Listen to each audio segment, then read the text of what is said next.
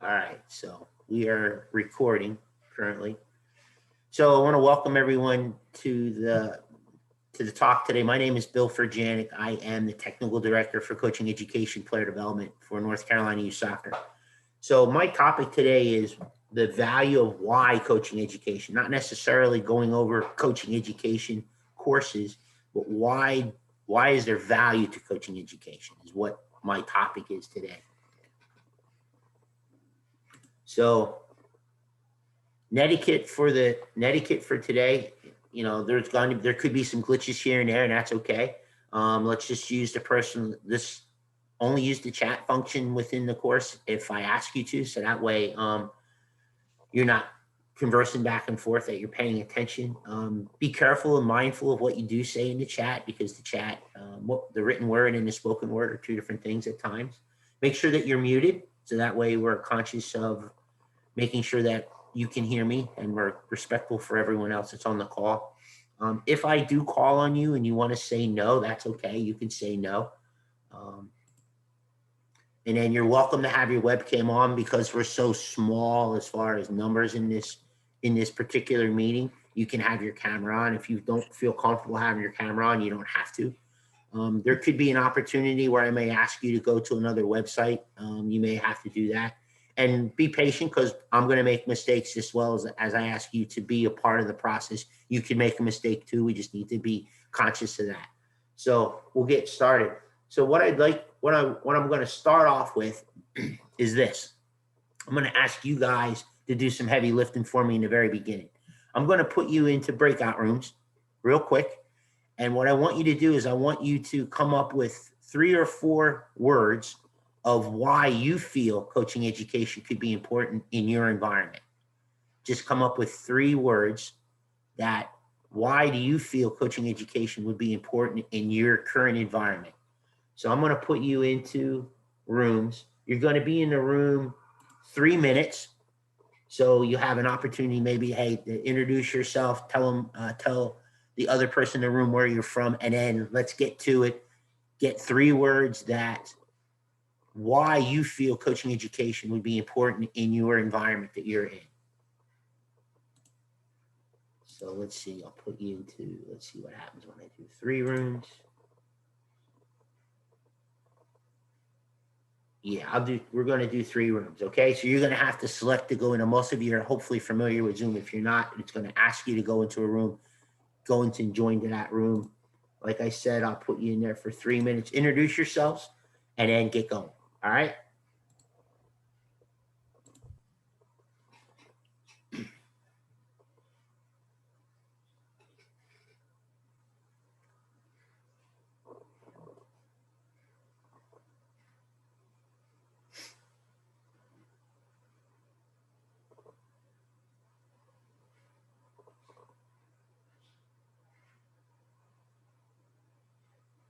LT, what we're doing is, oh, hold on, you're not there yet.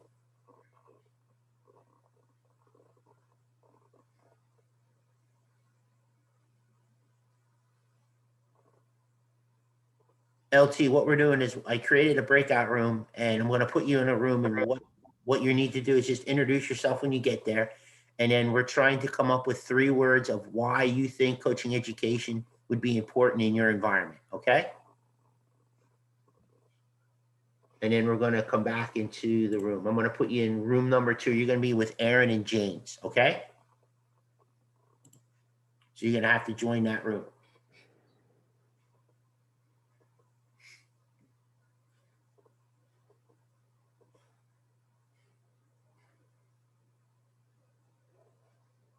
Did you see the invite, LT?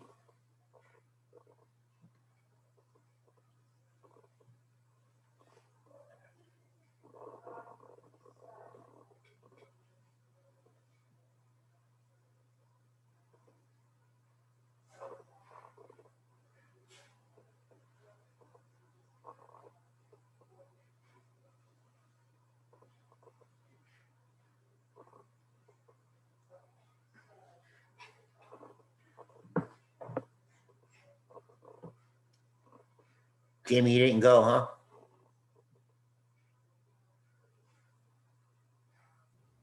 I did not. All right.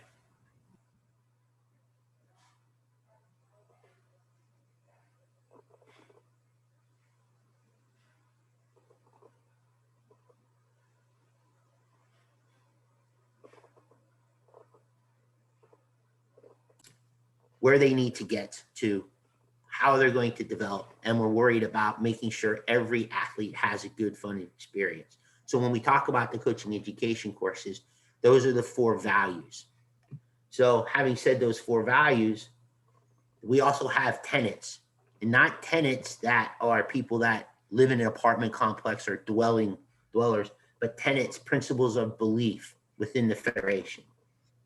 So the tenants, the 4 tenants that we talk about in the courses are, there's 3 of them. Can we create a good learning environment, which we've already talked about, but then can we make it reality based, which is, can we make it game like? Can we make the environment that the athletes are in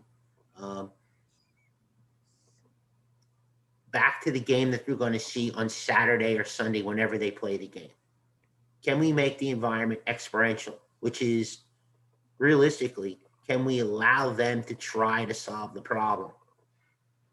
So can they learn through experiential? I know some of you have been in the courses, and sometimes you guys will ask me a question and I answer the question with another question, trying to make you to think a little bit more, as opposed to me just telling you the answer. So we need to create that environment with our athletes. And then the last one of the tenets, there's 3 tenets, is holistic. Can we create an environment that's holistic? Everyone is welcome. Everyone's going to have a good experience. And can we create that environment with our athletes? So if we talk about the values that we talked about before, the learning environment that we create will have these 3 tenets. And these 3 tenets: reality-based, experiential, and holistic. And then you can see the line down here. It says competencies. When we talk about the courses, there are 6 tasks of a coach that we talk about, and there's different competencies for those 6 tasks. And our goal within the course, whether it's the grassroots course, which is a 4-hour course, or a D course, which is an 11 to 12 week course, we talk a little bit about those competencies. And that's why it's important. That's one of the values of why coaching education.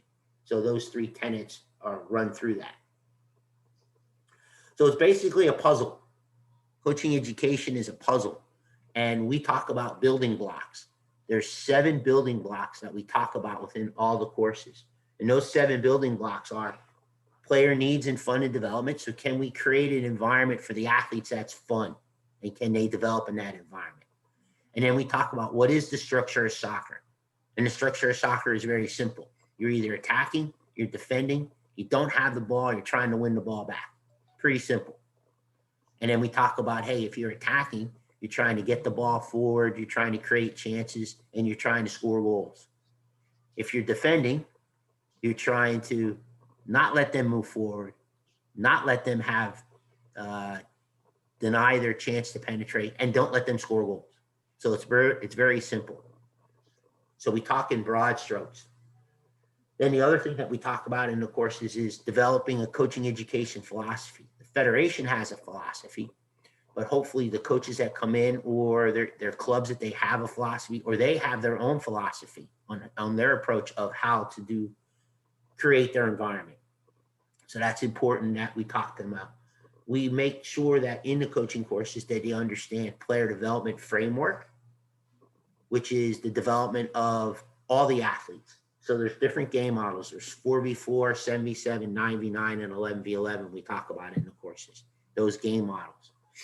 And then within those game models, there's certain things that the athletes can do based on their age, based on where they are physically and mentally within their development. And within the courses, we give the candidates an opportunity to understand that a little bit better. There's documents that we have. We have what we call the PDI, which is the Player Development Initiatives, which we all should be familiar with. Then we also have what we call the Player Development Framework, which gives you learning lines from going from 4v4 to 7v7. What should they be able to do? So it's called a learning line between the courses and between the age groups. So that's important that we understand that. The other thing we talk about is there's a tool called the roadmap. And the roadmap gives you the player actions and the player and the key qualities that an athlete should be able to do in certain areas of the field, which then gives the coaches a framework in order to create a training session. And then the training session, the last one of the 7, is the methodology. And the methodology that we're currently using is play, practice, play. So if you're a teacher, it's whole, part, whole is how you're looking at it. So it's, you start off with a game, then you're going to break that game down into what your focus might be for the day. Then you're going to finish with a game. So you're giving the game back to the athletes. So it's more player centered than coach centered. So what does your soccer environment look like? So what I want you to do real quick is, if you could, in the chat box, just write down some things that your soccer environment looks like. So what things do you have that your environment looks like? What challenges do you face? What things do you see in your environment? And you can just write those down in the chat box for me.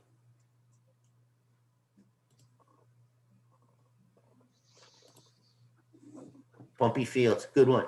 I like that one, James. What else does your environment look like? Or what challenges do you face? Okay, lack of coaches. Weather, yep. Limited space, yep. You're talking within, Shane, when you're talking limited space, you're talking about cutting up the field into mini little fields for the coaches to play their training session, correct? Okay.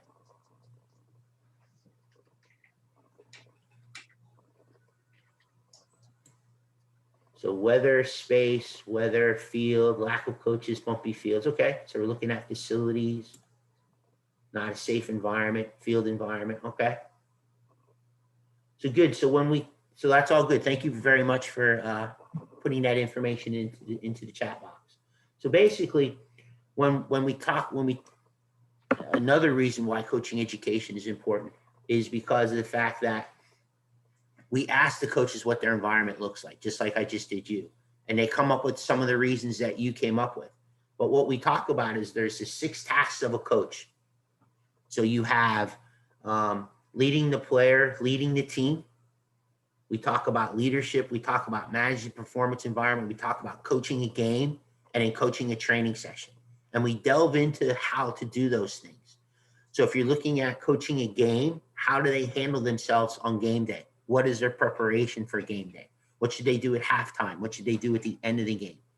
When we talk about their training sessions, we talk a little bit about, hey, play, practice, play. How do you set your training environment up? Where should you stand? How should you stand? What kind of questions do you need to ask the athletes to make it holistic? Are you joysticking, or are you standing back and watching and evaluating? Managing the performance environment, we talk a lot about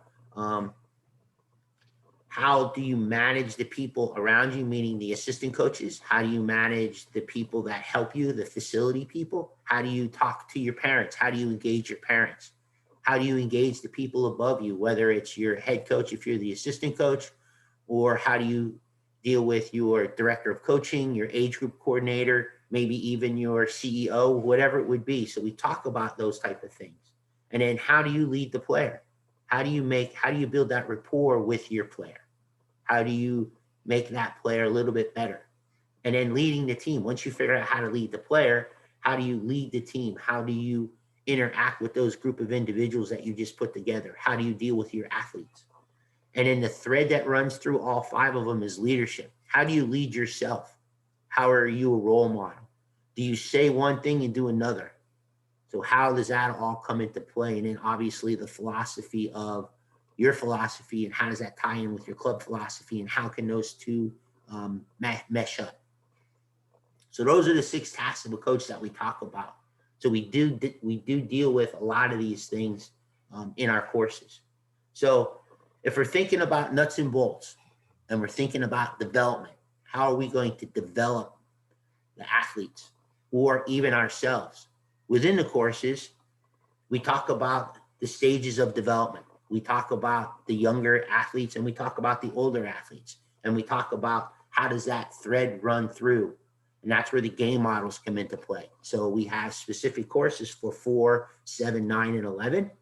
And when we talk in the D course, we talk about each one of those game models.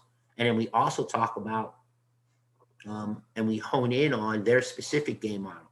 So if you are a 99 coach and you work with 99, then your whole experience within the D course is going to be pretty much about 99, although you're going to learn about what 77 is about as well as 11v11. But your training session that you'll perform in front of us is going to be 99. So you'll understand that part of it. The other piece of the puzzle that they'll learn within the coaching courses is the reflection process. They look to create a book of experience, and through that book of experience, they can critique themselves to become better at what they're trying to do, the craft of coaching.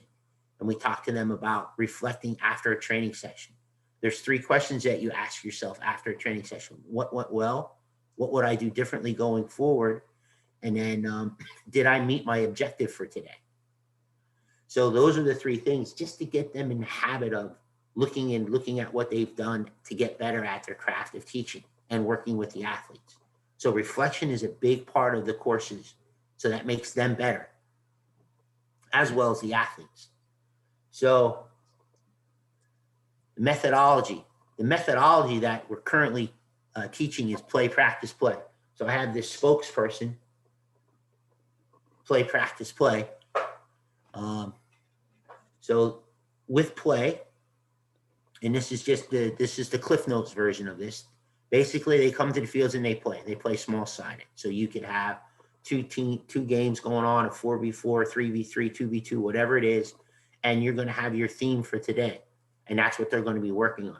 Then they go to practice, which is now you're going to cut it up a little bit, and you're going to play maybe 4 versus 3 to a big goal, to small goals, however you want to do based on your theme. And then you're going to watch that activity. And then if they're getting it, then you can stay there. If they're being challenged and it's not fun for them, then you would make the activity less challenging. So you would take a player away, maybe make the space smaller, bigger. Or if they're getting it and you want to test them, then you would make it more challenging. Then at the end, you would play again. And so through that process, their athletes are really playing the whole time. There's not a lot of stoppages. There's not a lot of times where we intervene. Basically, all we're trying to do is create the environment. Can we create the problem that they're trying to solve that they'll see on Saturday? And with a little bit of guidance from us as coaches, we can make them better. And that the environment we're creating is age appropriate, based off of the things that we talked about before, the player development initiatives, as well as the player developmental framework is going to be important for the coaches to understand. And they get a little feel for that through the courses. But play, practice, play is, if you're a teacher, it's whole part whole is a good way to explain it.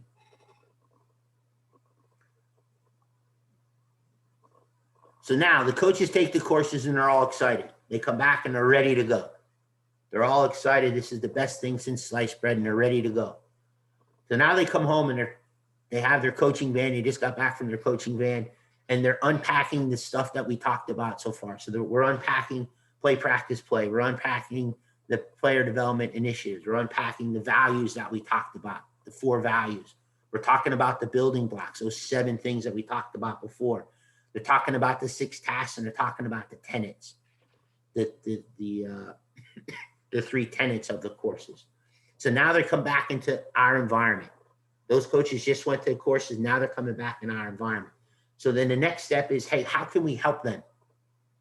How can we help them now implement those strategies, and how can we give them support? Because the coaches all come back into their environment and they're all fired up and ready to go, and they're going to try to do all these different things. And then so then we need to figure out how can we help them through that, whether we support them, we figure out how we're going to implement some of play, practice, play within our whole structure. And then what are the next steps? Because they do hopefully garnish some good information and they want to go back and apply it. So they're going to need assistance from all of us on how we're going to do that. So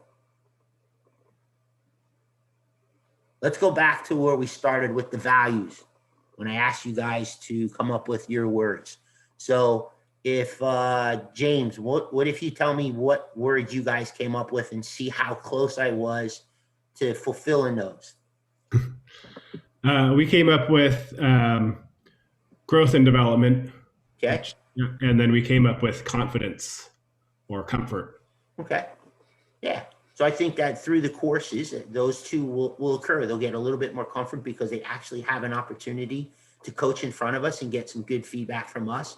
They have an opportunity to see how it works and have the ability to do that. So I think those are all part of what they do. Steve, what did you guys come up with? Or were you in the same group with James? We came up with, if I wrote everything down right, knowledge, responsibility, and being informed. Okay.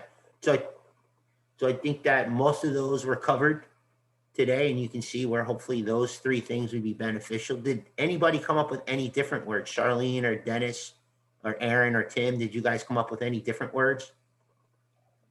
I was in the same with Steve. Okay. Is there any other different words that we came up with for why coaching education would be important for your environment?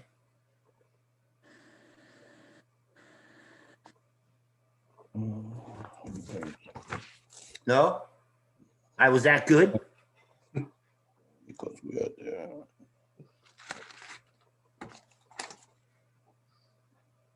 No? Okay, cool. Well, basically, and I won't say thank you yet. We'll go back to this part. The reason why I feel that coaching education is important, and this is my reason, other than I think it's good for the athletes, it's going to help them out, is if you think about it, if you really think about it, if you have coaches that are educated, you're going to retain those coaches because they feel more comfortable within their environment, right? They're going to feel more comfortable with getting in front of the parents that are watching them and their fellow coaches. Hopefully through them having a little bit more information, you're going to retain the players because the players are going to have a good positive experience in their environment. So the players should get better and kind of want to have fun, and they're creating a good environment. So the players should be retained. If those two things happen, hopefully now the coaches are going to feel a little bit more comfortable engaging the parents and talking with the parents a little bit, because now they have a framework where they can say, well, look, we're doing play, practice, play, and this is what we're trying to do. I'm worried about your sons and daughters becoming better. And they can have that interaction with the parents and talk to the parents because they feel more comfortable and confident in their abilities now because they have a little bit more ammo that they can utilize within their training environment. The other thing that I think also occurs, and I know that occurs, is now because the coaches are focused on the players getting better and themselves getting better, you're going to also have a better environment for everyone around it, including the referees, team managers, and the parents. So I think that through this process as well, as you educate the coaches, you're going to educate the referees as well, because now the coaches are going to be worried about the players and their ability and maybe not so much worried about the other things that they can't control, because that's part of what we talk about with managing the performance environment. There's items that we can't control. There's items that we can give information to, and there's people that we need to engage with. And one of the big things with managing the performance environment is how can we engage with our parent group and talk to our parent group? Even if it's just every day, we say one or two things to them. And then how do we conduct our different meetings with them? And those are things that we talk about within the courses. So that's why I think coaching education is important, because you're going to make coaches better so that hopefully you're going to retain them. You're going to retain players because now the coaches are worrying about player development. As long as they have the support to worry about that, they're going to engage their parents a little bit more and talk to their parents, because now they have a little bit more ammunition to feel more comfortable talking to the parents about the direction they want to go, because they have a philosophy, they have a good idea of where they want to head with things. And then obviously through that process, if you create a good, fun environment, the referees are also going to retain, because now the referees are part of the process, not necessarily the enemy, which they should never be the enemy. They always need to be a part of the process. And so coaches should have that respect for them, because that's what we learn about within the 4 values of the course is respect, right? So those all go hand in hand. And that's why I think it's very important, the why of coaching education. So with that piece of the puzzle, are there any questions for me on anything, on what I discussed briefly today?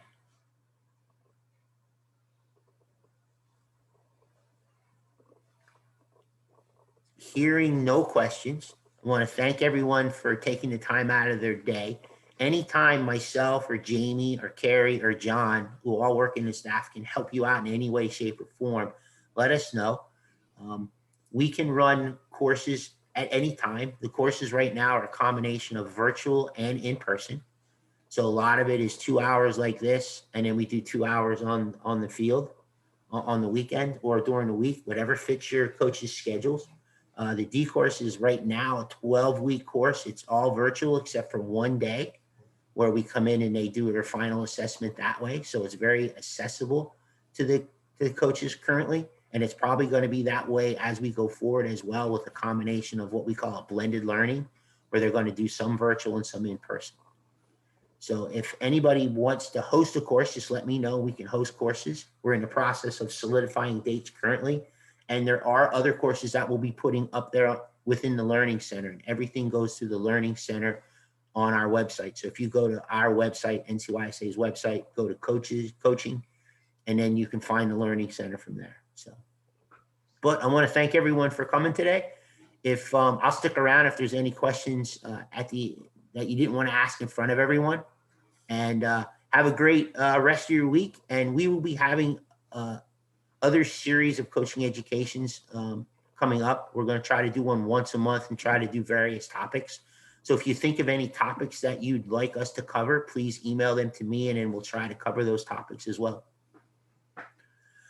So if not, I will bid everyone adieu. Have a good rest of your week, and thank you for everything that you do. Thanks, Bill. No problem. All right, thank you. Thank you. Thanks, Billy. You're welcome.